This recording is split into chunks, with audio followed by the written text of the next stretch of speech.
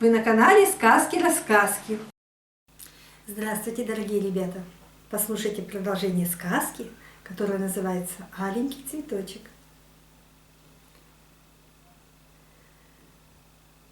Появились на стене словеса огненные. Не бойся, моя госпожа прекрасная, не будешь ты почивать одна, дожидаться тебя твоя девушка сенная.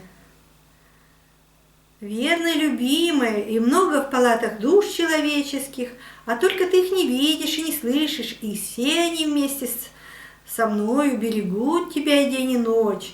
Не дадим мы на тебя ветру подуть, не дадим и пылинки сесть. И пошла почивать в опочивальню свою молодая дочь купецкая, красавица писаная.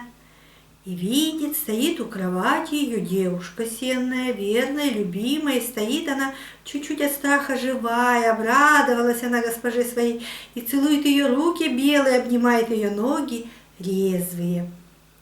Госпожа была ей также рада, принялась ее расспрашивать про батюшку родимого, про сестриц своих старших и про всю свою прислугу девичью. После того принялась сама рассказывать, что с ней в это время приключилось, так и не спали они до белой зари. Так и стали жить да поживать молодая дочь купецкая, красавица писаная. Всякий день ей готовы наряды новые, богатые, убранства такие, что цены им нет. Ни в сказке сказать, ни пером написать. Всякий день угощения, веселья новые, отменные, катания, гуляния с музыкой на колесницах, без коней упряжки по темным лесам. А те леса перед ней расступались, и дорогу давали ей широкую и гладкую, и стала она рукоделиями заниматься, рукоделиями девичьими, вышивать ширинки серебром и золотом и низать бахромы частым жемчугом. Стала посылать подарки батюшке родимому, и самому богатую ширинку подарила своему хозяину, ласковому, а и тому лесному зверю чуду морскому. И стала она день ото дня чаще ходить в залу беломраморную, говорить речи ласковые своему хозяину, милостливому, и читать на стене его ответы и приветы словесами огненными. Мало ли много лет тому времени прошло, скоро сказка сказывается, не скоро дело делается. Стала привыкать к своему житью-бытию молодая дочь купецкая, красавица писаная. Ничему она уже не дивуется, ничего не пугается. Служат ей слуги невидимые, подают, принимают, на колесницах без коней катают, в музыку играют, и все ее повеления исполняют. И возлюбляла она своего господина милостливо день ото дня, и видела она, что недаром он зовет ее госпожой своей, и что любит он ее пуще самого себя. И захотелось ей его голоса послушать, и захотелось с ним разговор повести, не ходя в палату беломраморную. Не читая словесов огненных, стала она его о том молить и просить, да зверь лесной, чудо морское, не скоро на ее просьбу соглашается. Испугать ее словом, голосом опасается. Упросила, умолила она своего хозяина ласкового, и не мог он ей супротивным быть. И написал он ей в последний раз на стене беломраморной словесами огненными. Приходи сегодня во зеленый сад, сядь во свою беседку любимую, листьями, ветками, цветами заплетенную, и скажи так: говори со мной, мой верный раб.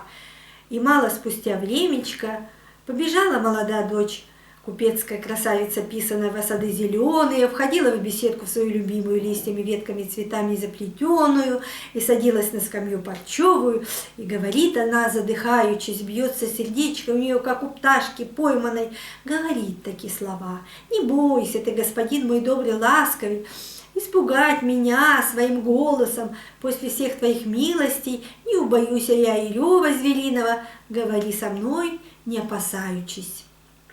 И услышала она ровно, кто вздохнул за беседкой, и раздался голос страшный, дикий, язычный, хриплый и сиплый. Да и то говорил он еще вполголоса. Вздрогнула сначала молодая дочь купецкая, красавица писаная, услыхав голос зверя лесного, чуда морского, только со страхом своим совладала, и виду, что испугалась, и не показала. И скоро слова его ласковые, приветливые, речи умные, разумные стала слушать она, и заслушалась, и стало у нее на сердце радостно. С той поры, с того времечки, пошли у них разговоры, почитать целый день, во зеленом саду на гуляниях, во темных лесах на катаниях и во всех палатах высоких. Только спросит молодая дочь купецкая, красавица писаная: «Здесь ли ты, мой добрый, любимый господин?» Отвечает лесной зверь чудо морское: «Здесь, госпожа моя прекрасная, твой верный раб, неизменный друг». И не испугается на его голоса дикого и страшного, и пойдут у них речи ласковые, что конца им нет. Прошло мало ли, много ли времени, скоро сказка сказывается, не скоро дело делается. Захотелось молодой дочери купецкой, красавицы писаной, увидеть своими глазами зверя лесного чуда морского, и стала она его о том просить и молить. Долго он на то не соглашается, испугать ее опасается, да и был он такой страшилище, что ни в сказке сказать, ни пером написать. Не только люди, звери дикие его завсегда устрашались, и в свои берлоги разбегались. И говорит зверь лесной чудо морской таковы слова: «Не проси, не моли ты меня, госпожа моя распрекрасная, красавица ненаглядная, чтобы показал я тебе свое лицо противное, свое тело безобразное, к голосу моему попривыкла ты. Мы живем с тобой в дружбе, согласии, друг с другом, почитай, не разлучаемся.